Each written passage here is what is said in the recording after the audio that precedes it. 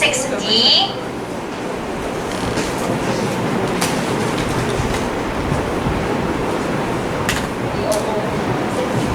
If I were to let y to be this, we will apply our quotient rule.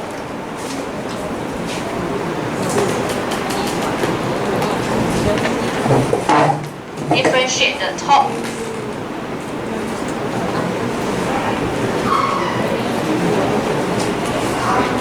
Keep the top, differentiate the bottom.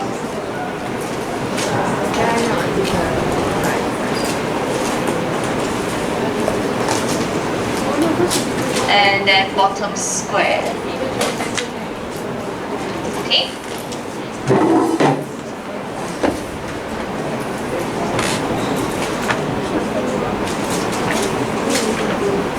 Then after that we simplify, so we have negative 4 cosine 2x sine 2x 1 minus x squared plus 2 cosine squared 2x 1 minus x.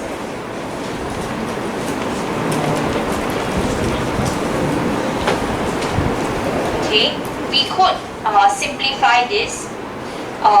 Since we have cosine 2x sine 2x, right? Okay, if you recall your 2 sine A cosine B. Sorry, 2 sine A cosine A is equals to sine 2A. So from this section over here, we could get a negative 2 times 2 cosine and sine. So therefore, this part we can get it as sine 4x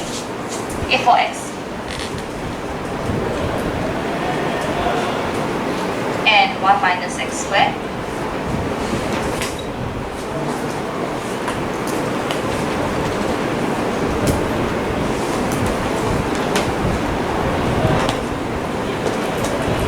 Okay, then we could factorize out 1 minus x such that it simplifies with the 1 in denominator.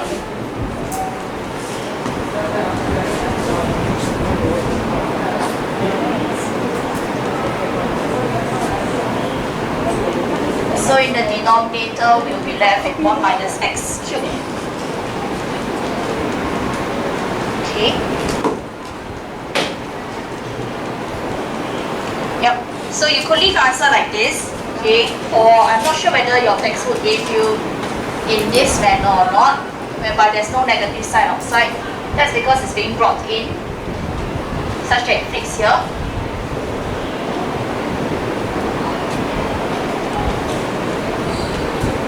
But either one of this here is fine.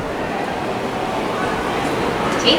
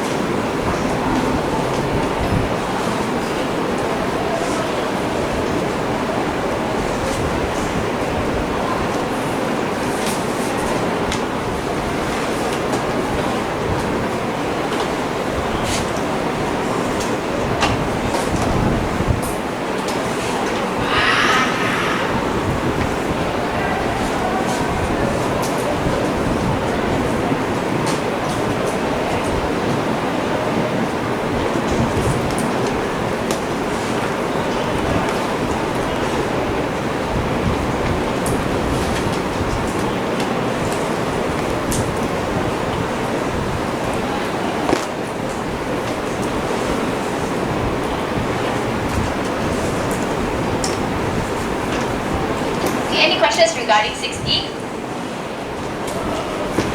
Alright, next we move on to question 10, where we have y equals to that function.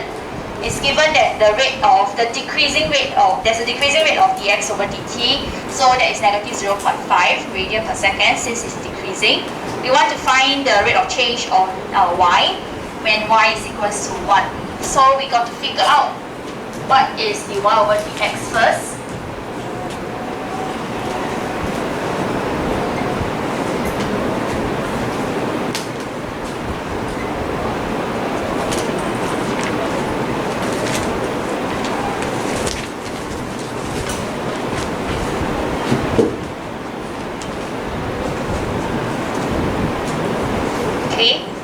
So your dy over dx, bring down the power, so we get 2 cosine x. Differentiate the cosine x, we get negative sine x. Okay, plus 1/4 differentiate becomes a 0. So we simplify to arrive at negative 2 sine x cosine x. Okay, if you are more familiar with your trigo, you should recognize that 2 sine x cosine x gives you sine 2x, which is actually what we applied here as well. Okay, so our dy over dx is negative sine 2x. Then we got to apply our chain rule to know that dy over dt is dy over dx times dx over dt. Okay, so dy over dx is your negative sine 2x, and your dx over dt is negative 0.5. Okay, and that would work out to be half sine 2x.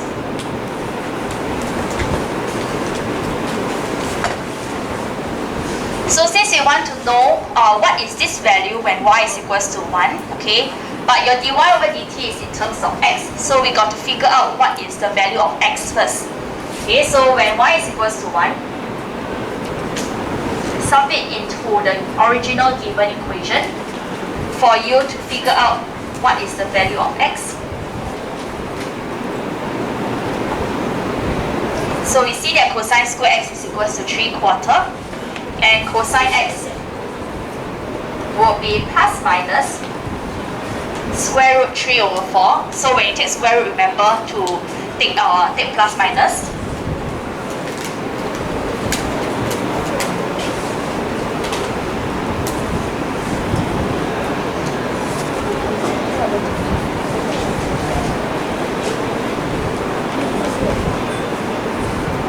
Okay, so that would actually mean square root 3 over 2, and that's a special angle value. Okay, so square root 3 over 2 would actually be your 30 degrees, because count from the right since it's a cosine, so square root 3 over 2. And also, okay, the question gave us that x is between 0 to 90 degrees, pi over 2 is 90 degrees. Okay, so in this particular case, whereby cosine x is actually in all quadrants because it is plus minus. Okay, but the question gave us a condition that is 0 to 90 degrees, so therefore it must be in first quadrant only. Okay, so that leaves us that x is 30 degrees, which is actually pi over 6. Okay, so do recognize your special angle values as well. So therefore, your dy over dt would now be half sine 2 pi over 6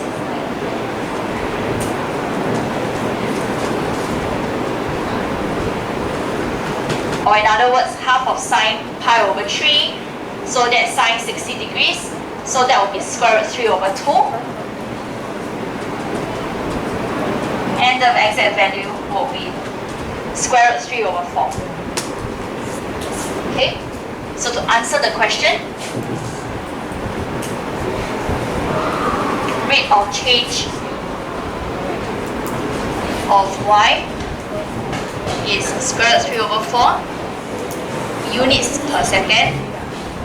So it has to be units per second, not radians per second, because y itself is defined to be in a certain value. Okay, it's in units, whereas x is actually an angle, so therefore it's in radians. Okay. Questions?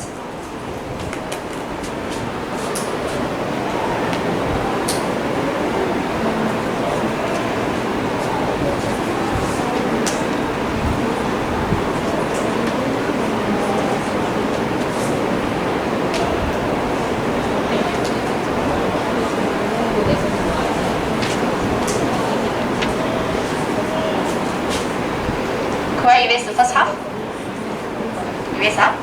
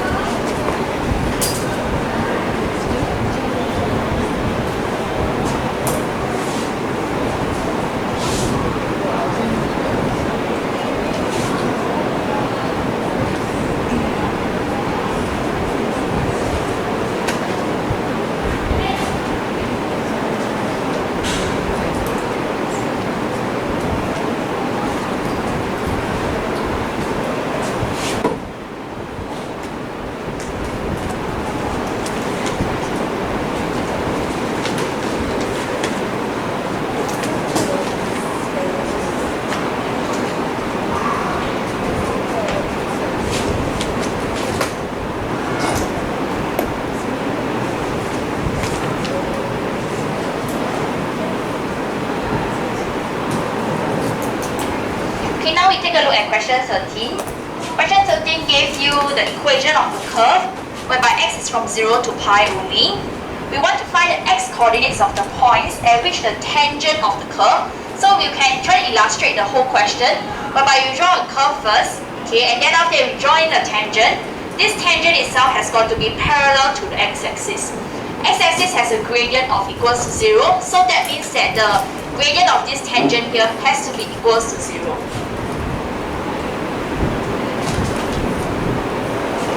Okay, so this diagram here sums up the information that we can gather from the question. Okay, and we want to find out this x coordinate. So we first have to differentiate this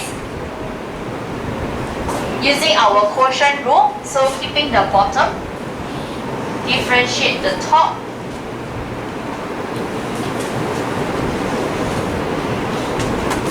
okay, sorry about now please. Let me work it out here.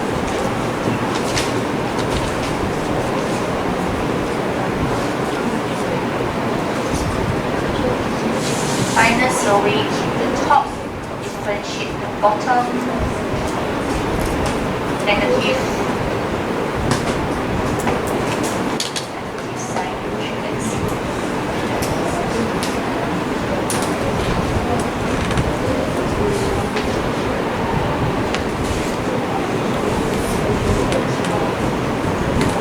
Okay, so we keep the bottom 2 minus cosine 3x, differentiate the top of sine 3x, we get cosine and the 3 due to differentiation of 3x.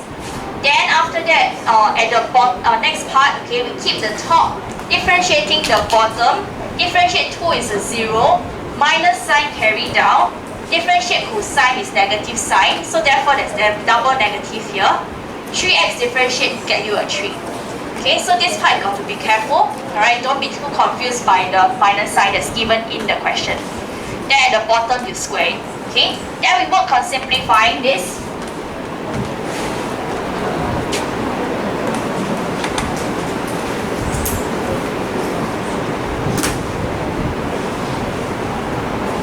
So, or minus, so we have a sine 3x squared, okay, and then at the bottom, get this.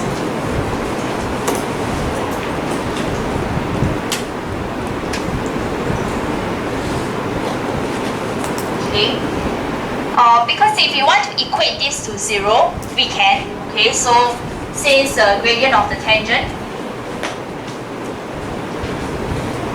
is equals to 0, you may want to just equate this to be 0 already instead of simplifying. That's possible.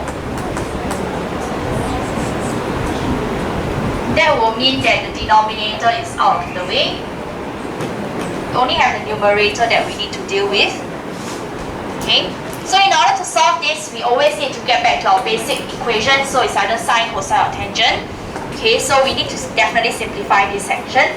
What we could do is maybe to expand this first.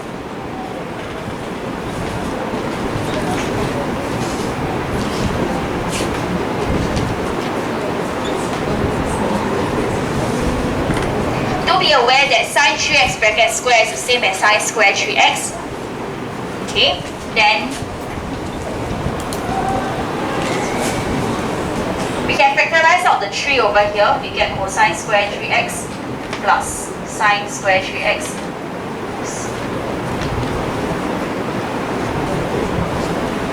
Okay, cosine square plus sine square gives you a 1 regardless of whatever angle it is, as long as the angles are the same. So therefore, we have 6 cosine 3x minus 3 equals to 0.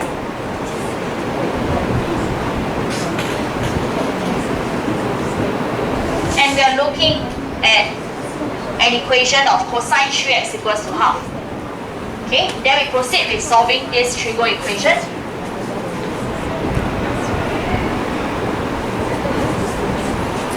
So your 3x is in the first and the last quadrant. Basic angle will be cosine inverse of half. That is your pi over 3. So 3x will be equals to pi over 3, or else 2 pi minus 3 pi over 3. But then, before we do that, since x is given to be from 0 to pi, we're looking at 3x over here. That will mean that we're looking at 3x to be between 0 to 3 pi.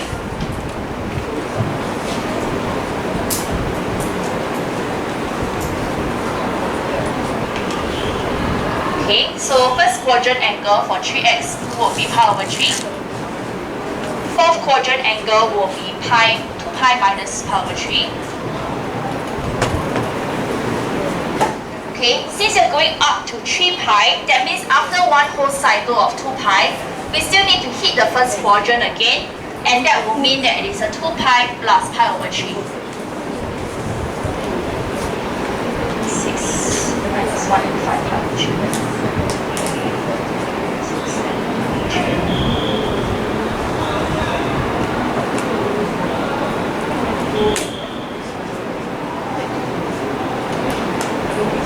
So we have three different angles that will result in us having a gradient that is equals to 0. That will be when pi over 9, 5 pi over 9, otherwise 7 pi over 9.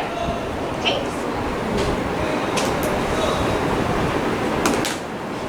Any questions? I hope that you are also able to identify at which aspect is it that you are not able to handle.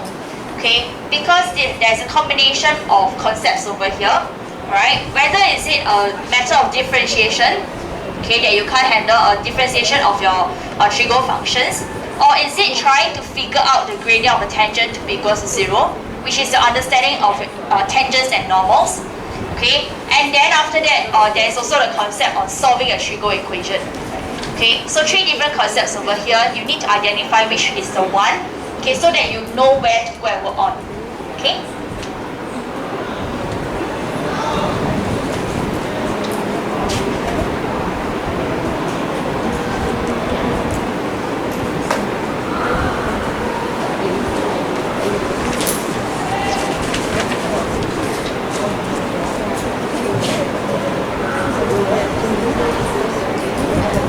Okay, next we look at question 16 finally. Could I move on already? Questions? Okay.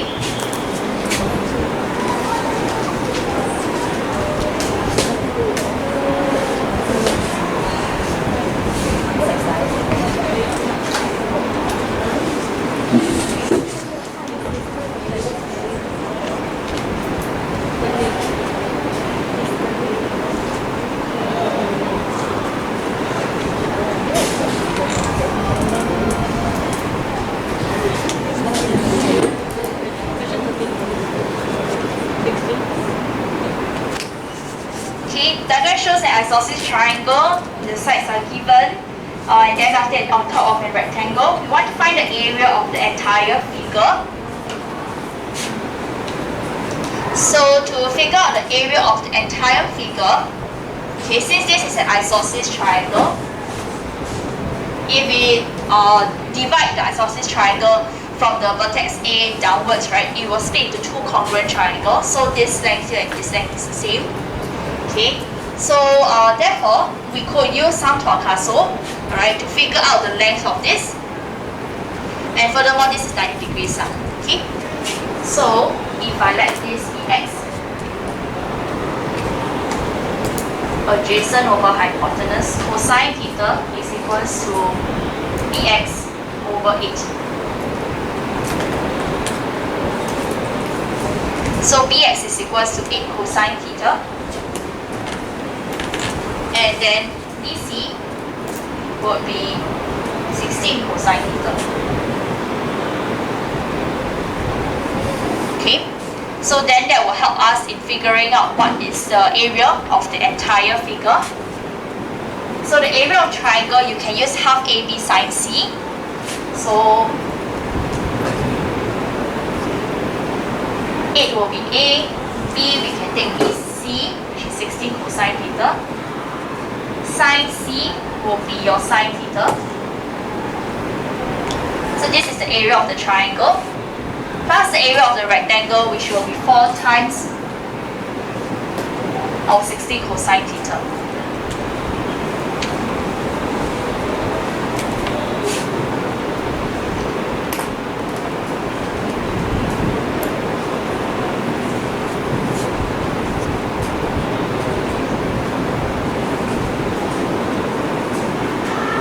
This one we can split it out into 32 times 2.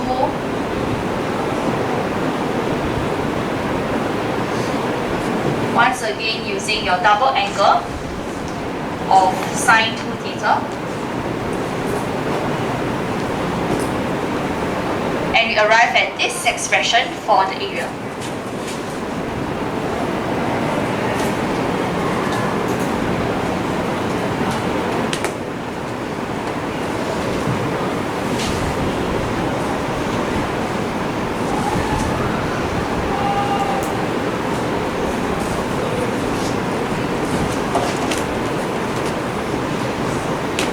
We want the area such that we want the angle such that the area is going to be maximum. So we got to do our second derivative test, okay, and test whether is it maximum or not.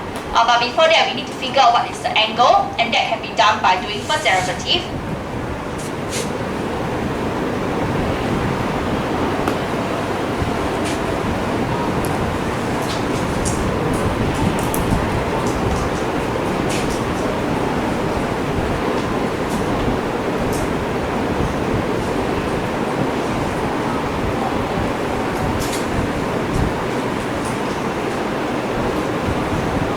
So stationary value, that will be equals to 0.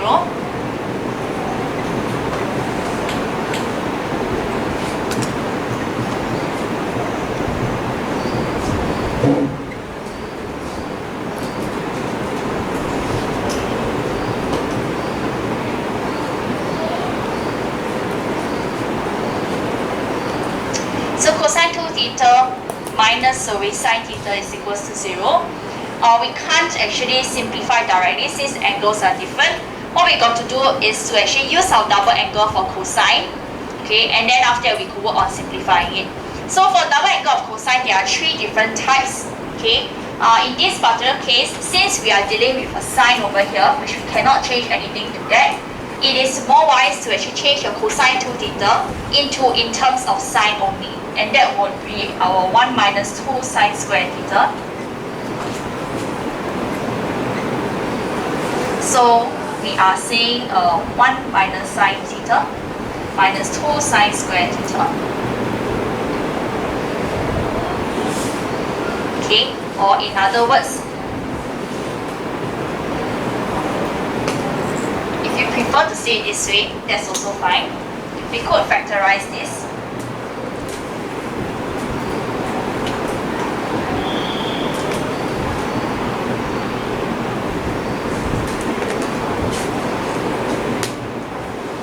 And we see that sine theta is half, or sine theta is negative 1. Okay.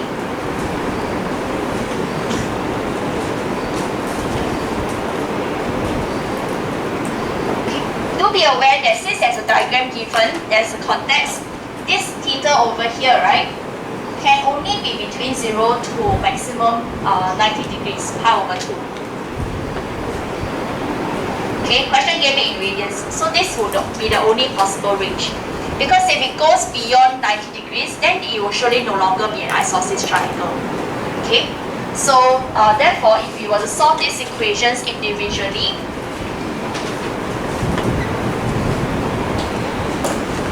sine theta equals to half will only result in first and second quadrant.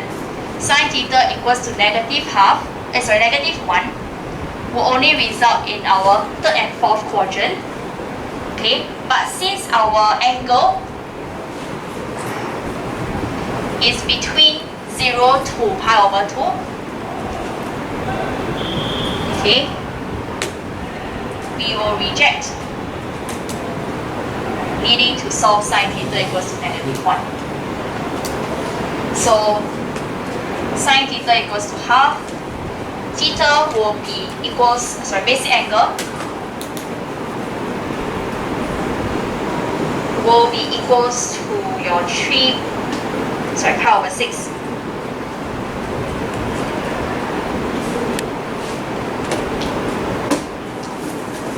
So theta will be power over 6 or pi minus pi over 6. 6 times.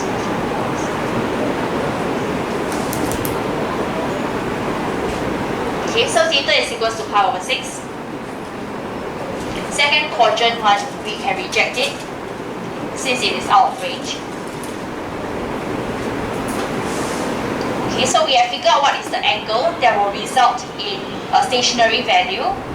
We now got to check second derivative to see whether is it going to be less than 0 or not.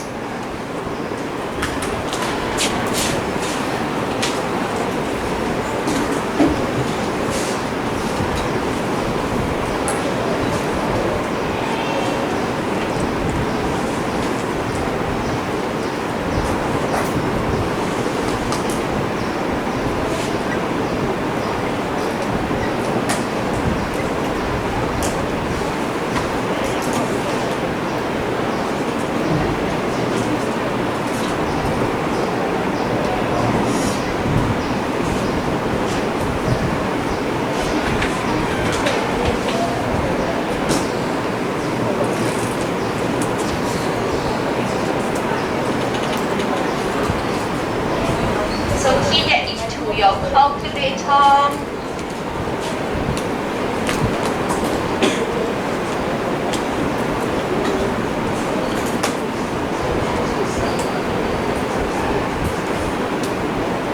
We get negative 166.27.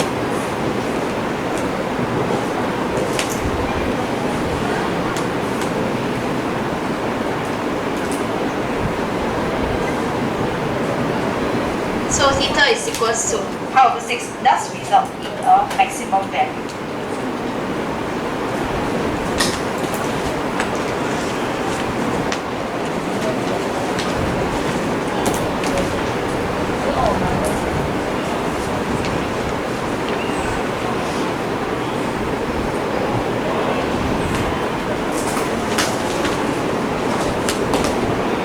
Okay, any questions?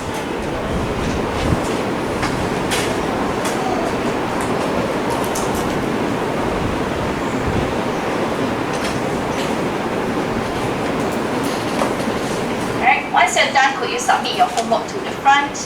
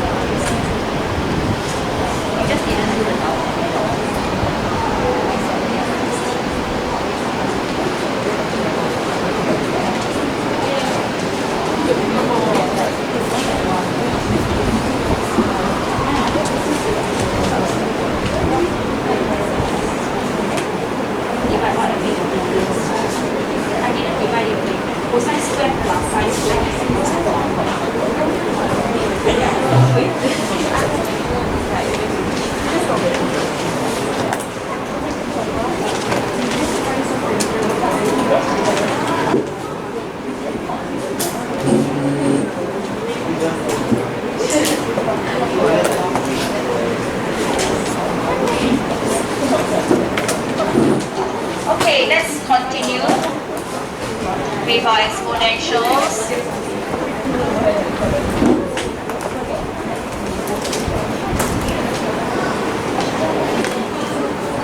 Okay, could you tell me which question did I stop at the other time? 16. I finished 16 already. Oh yeah, I remember that. Okay, yes. Wait, then we only have question 18. Then we're done 15.2.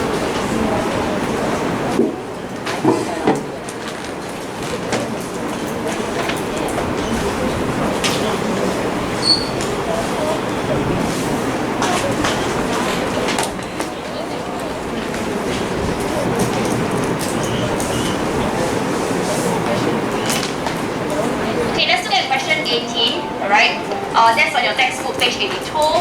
We are given that zoology context, something wrong.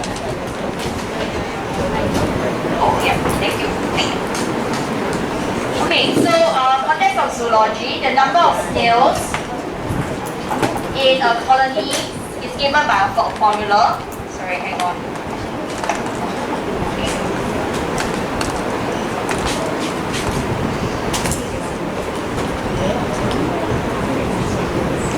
We want to find giving answer to nearest integer, the number of snails after 5 weeks.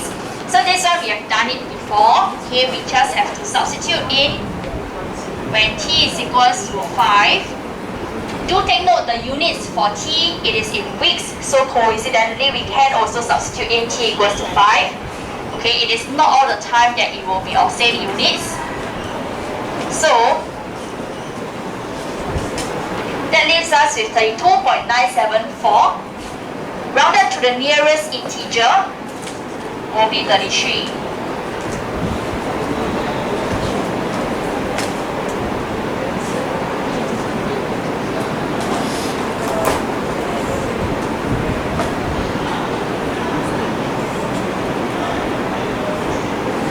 Okay, so in this particular context, if you decide, okay, if you're wondering, why is it that we round it to 33 and not 32?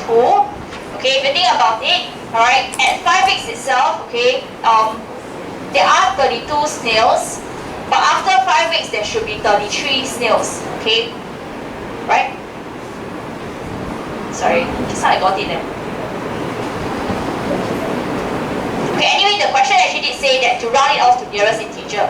Okay, since it says to round it off to nearest integer, you just round it off according to the instruction. Then you'll be fine. Okay. Then after that, part 2, we want to find the least number of weeks needed for the number of snails to exceed 200. Okay. So to exceed 200 would mean that this formula is going to be more than 200. Okay. So we are writing an inequality over here. In inequalities, we can divide numbers away. So that means I divide by 20 on the left, divide by 20 on the right, I will be left with a 10. Okay. However, in an inequality, we cannot apply functions. Meaning to say there's no such thing as apply ln on both sides. There's also no such thing as applying sine on both sides. Okay, there's also no such thing as taking square root on both sides. Okay, in inequality, I can only do plus, minus, times, divide, that's all. Alright, so in such cases, what we have to do is to fall back on our graphs to understand what is the value of t. Okay, so an exponential graph, since the power is a positive value, exponential graphs look like this. Okay, we want this exponential graph to be such that it is more than 10. So 10 is a value, let's say over here. Sorry, this should be t.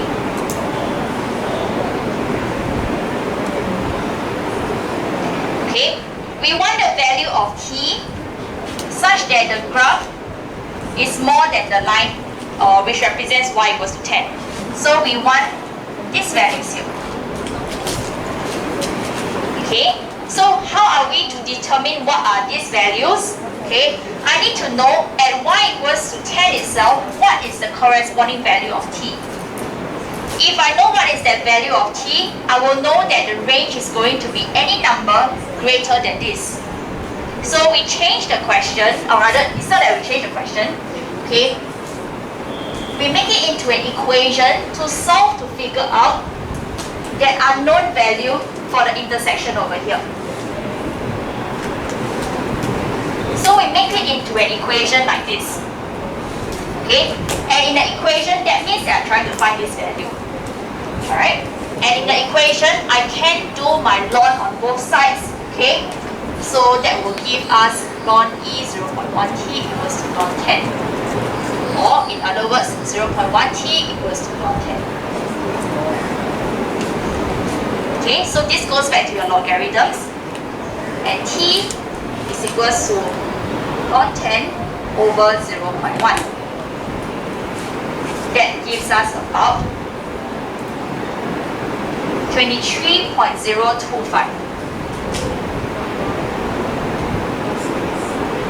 Okay, so the number here is about 23.025.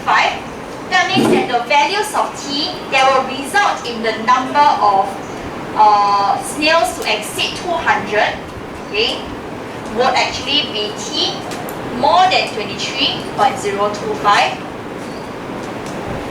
because it's on the right of the unknown value. So therefore, least number of weeks. Question also mentioned to round it off to nearest integer.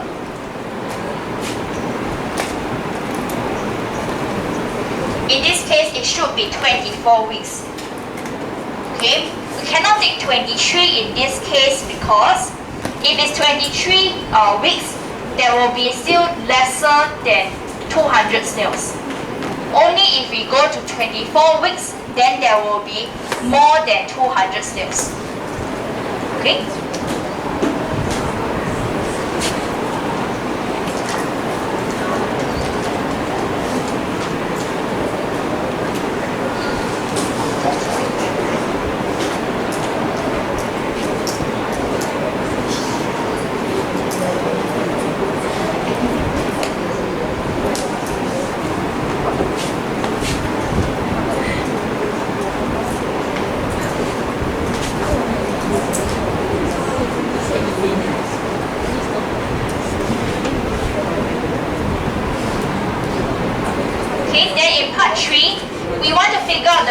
Increase of the snails when t is equals to 15, that will be dn over dt.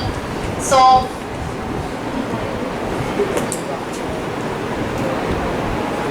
we differentiate this, we will get 20 e to the power 0.1t. Differentiate the 0.1t, we get 0.1. So dn over dt will be 2e to the power 0.1t.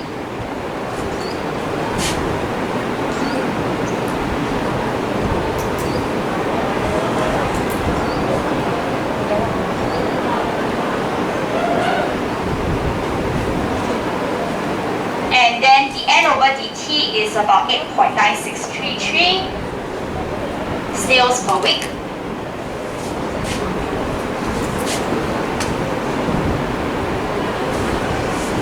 And therefore rate of increase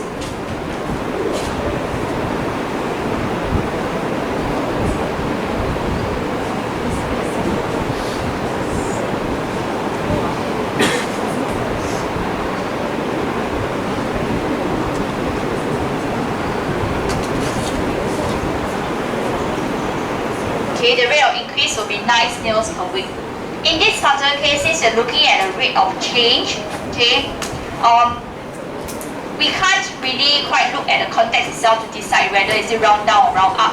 So we just go by the norm that since you're looking at nearest integer, we just round it up. Because integer is here 9, cause it round up, so 9 snails per week. Okay, unlike how we did in part 2, we should be 24 weeks, okay, because of the nature of the question. Then in part I, okay, I went to think about it again. So t equals to 5 should still be 33 snails because 32 snails is not yet 5 weeks. We're looking at after 5 weeks, so therefore it should be 33. Yeah, because 32 snails is before 5 weeks, right?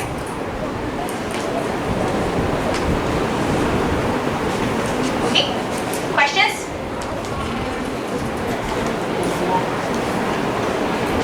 Otherwise, homework.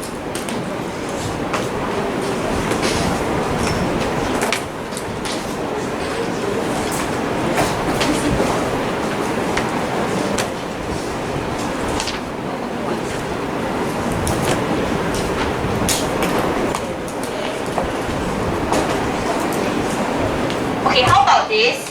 Alright, instead of giving you a test if I don't come in tomorrow, okay, you can do your homework questions in class tomorrow. Okay, I think that's better, right? And then you also offload Gavin a bit from having to prepare for a test. Right, because he's not going to be in class tomorrow. Alright? So this one, due by, if I don't come in tomorrow, that means after tomorrow must submit. Otherwise, due Thursday.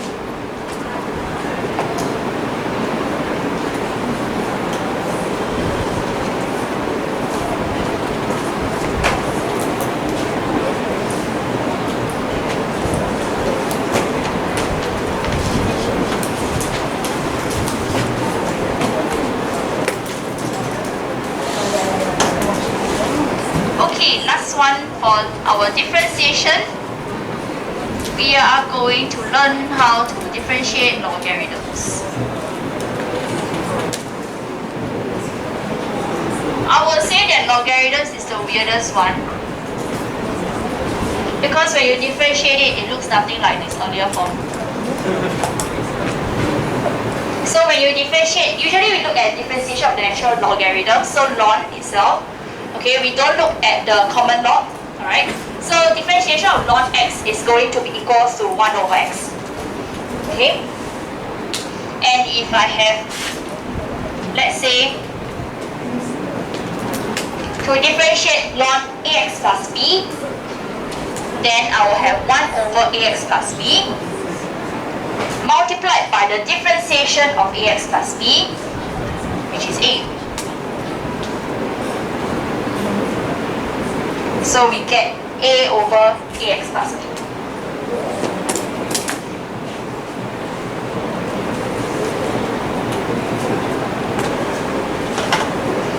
Okay. So with this understanding, that will also tell us that if our ln is with a function, okay, so that means that maybe it can be your x squared plus 3x plus 7. Okay, that's the function. Or it could be your cosine x. That's also a function. Okay, what this will result in is that we still get our 1 over fx, and then we will multiply by the derivative of the function. Oops. Okay, so that will be how our chain rule works. Okay, so just like our cosine and sine, okay, we differentiate outside towards inside. Alright?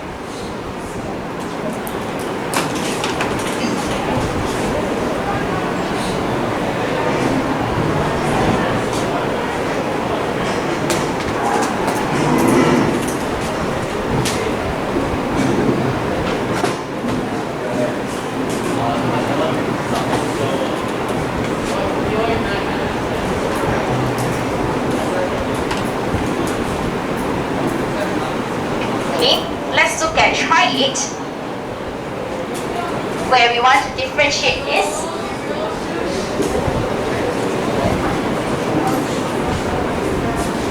Product rule applies. So keep left, differentiate right, plus keep right, differentiate left.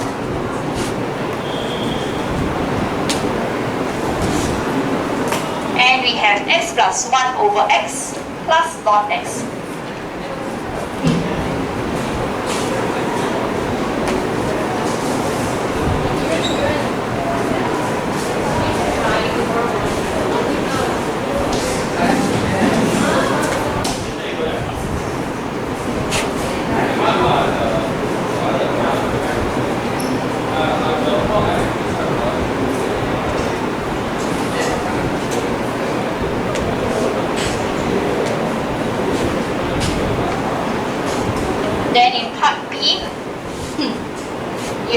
equals to this.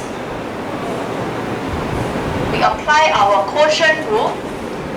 Keep bottom, differentiate top, minus keep top, differentiate bottom, and bottom square.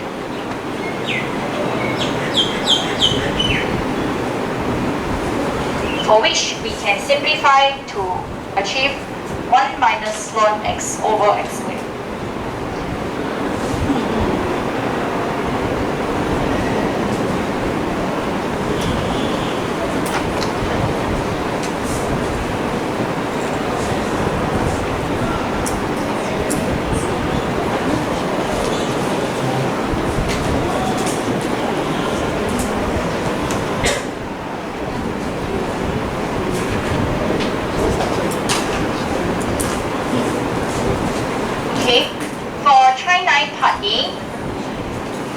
We will use what I have mentioned here, the second one. So dy over dx will be 1 over 2x plus 4.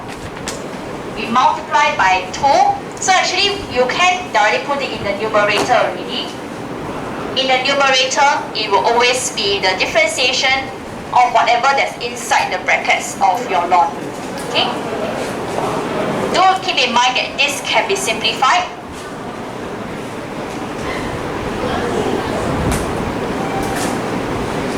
So we have a 1 over x plus 2. Okay?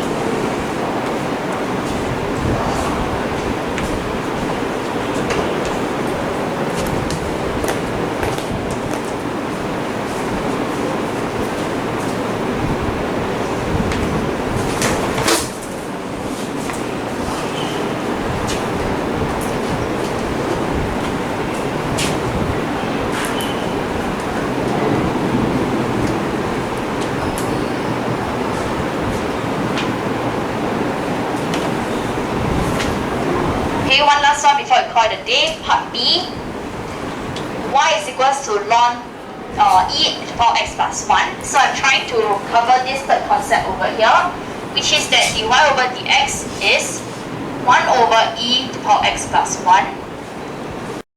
Okay, then we differentiate e to the power x plus 1. So the differentiation of e to the power x remains as e to the power x plus 1 will become 0. So looking at this, so therefore my answer will be expressed as this. Okay, there's no other way to simplify this anymore. We cannot split up the fraction because the plus sign is in the denominator. It is not in the numerator. Okay, so that will be the simplest form. Okay.